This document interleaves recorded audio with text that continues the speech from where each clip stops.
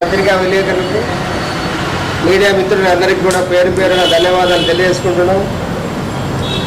2వ తారీఖున జరిగినటువంటి జిల్లా యాదవ కార్యవర్గ సమావేశంలో పెద్దలందరూ కలిసి 7 నియోజకవర్గాలు, 34 మండలాలు, 630 గ్రామాల నుంచి అందరినీ కూడా ఆహ్వానించడం జరిగింది. అందులో అందరూ కలిసి సమిష్టిగా సంఘం బలపడాలి, సంఘం యొక్క ప్రతి కార్యక్రమంలో ముందుండి పనిచేయాలని సమర్థవంతమైన నాయకత్వం ఉండాలనే ఆలోచనతోనే మన రామకృష్ణ గారిని అధ్యక్షుడిగాను, ప్రభాకర్ గారిని వర్కింగ్ ప్రెసిడెంట్ గాను, మరియు మన గోపాల్ గారిని ప్రధాన కార్యదర్శిగా అందరూ కలిసి నిర్ణయించినారు. మిగిలినటువంటి ఆ యొక్క కార్యవర్గంలో ఉన్నటువంటి అధ్యక్షుల నుంచి మిగిలిన కార్యవర్గం, వైస్ ప్రెసిడెంట్, సెక్రటరీలు, కావలసిన కార్యవర్గాన్ని పూర్తిగా త్వరలోనే అన్ని నియోజకవర్గాలకు అందరికీ ప్రాధాన్యం ఇస్తూ సముచితమైనటువంటి నాయకత్వం కలిగినటువంటి కార్యవర్గాన్ని ఏర్పాటు చేయాలని చెప్పి నిర్ణయించడం, అందులో ఏర్పాటు చేయడానికి కూడా త్వరలోనే చేస్తాం.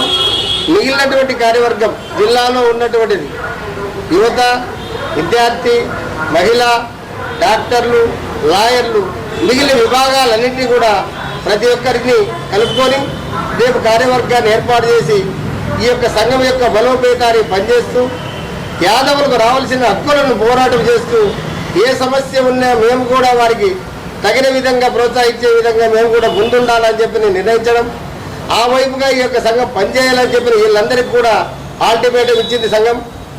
అందువైపుగా పనిచేయాల్సినటువంటి సమర్థవంతమైన నాయకులు ఉంటారని చెప్పి నమ్మి ఈ 3 సంఘం ఏర్పాటు చేయడం జరిగింది. కాబట్టి త్వరలోనే ప్రతి నియోజకవర్గంలోనూ పోయి వారి కష్ట సుఖాలు చేస్తూ అక్కడ ఉన్నటువంటి యాదవ్ సంప్రదించి అక్కడ ఏదైతే సమస్య ఉంటే తీర్చడానికి కానీ కార్యవర్గాన్ని కూడా ఏర్పాటు చేసి మొత్తం ప్రతి మండలంలో 43, 34 మండలాల్లో ఉన్నాయి. ఇప్పుడు మన అనంతపురానికి సంబంధించి ప్రతి ఒక్క దాంట్లో కూడా కమిటీలు ఏర్పాటు చేసి రేపు సంఘానికి స్థానిక సంస్థల్లో మనకు రావాల్సిన వాటాను మనం సాధించే విధంగా ఎవరైతే పోటీలో ఉంటాడో ప్రతి రాజకీయ పార్టీ కావచ్చు, మనం ఉన్నటువంటి వ్యక్తి యాదవ్, ఆ యాదవ్కే ప్రాధాన్యత ఇచ్చే విధంగా మీరు పనిచేయాలని చెప్పని రేపు ఎక్కడైతే ప్రభుత్వ పరంగా రావాల్సినటువంటి హక్కుల సాధన కోసం ప్రతినిత్యము ప్రభుత్వం పైన డిమాండ్ చేస్తూ ఇప్పుడు ఉన్నటువంటి యాదవ్ కార్పొరేషన్ కూడా కార్పొరేషన్కి చైర్మన్ మాత్రమేనారే తప్ప దానికి నిధులు లేవు.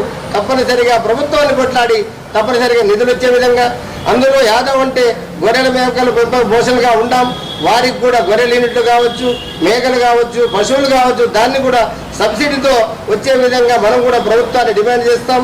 రేపు ఎక్కడైనా ప్రమాదవశాత్తు మన గొర్రెల కాపరి చనిపోతే అది 20 లక్షల రూపాయలు ఎక్స్గ్రేషియా ఇవ్వాలని చెప్పి కూడా ఒక డిమాండ్ పెట్టాం.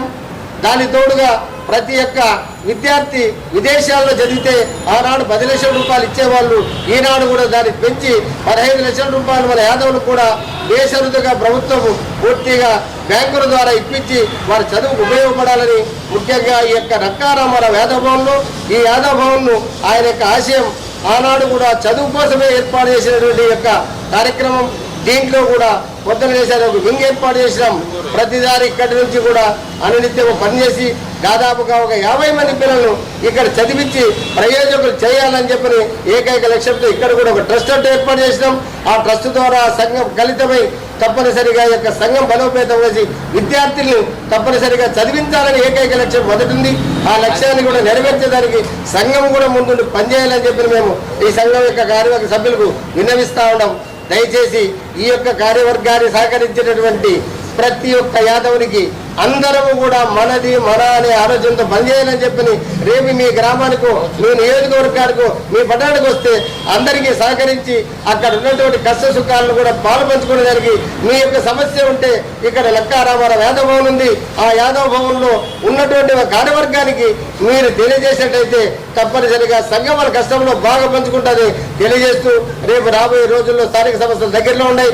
తొందరలోనే ప్రతి నియోజకవర్గంలో ప్రతి మండలంలో ప్రతి గ్రామంలో కమిటీని ఏర్పాటు చేసే బాధ్యత సంఘం తీసుకోవాలని చెప్పి తీసుకొని పక్కాగా మనం ఏమైనది మీ యొక్క ఈ సేవను గుర్తించే విధంగా పాలకులుగా మన యాదవులు గుర్తించే విధంగా ఈ యొక్క కమిటీ పనిచేయాలని చెప్పి ప్రత్యేకంగా ఈ నూతన కమిటీకి గుర్తుగా మనం విజ్ఞప్తి చేస్తూ అందుకు ఏర్పడేటువంటి వారందరికీ కృతజ్ఞత తెలియజేస్తూ ఈ వైపుగా పనిచేస్తారని ఆశిస్తూ అందరికీ సెలవు.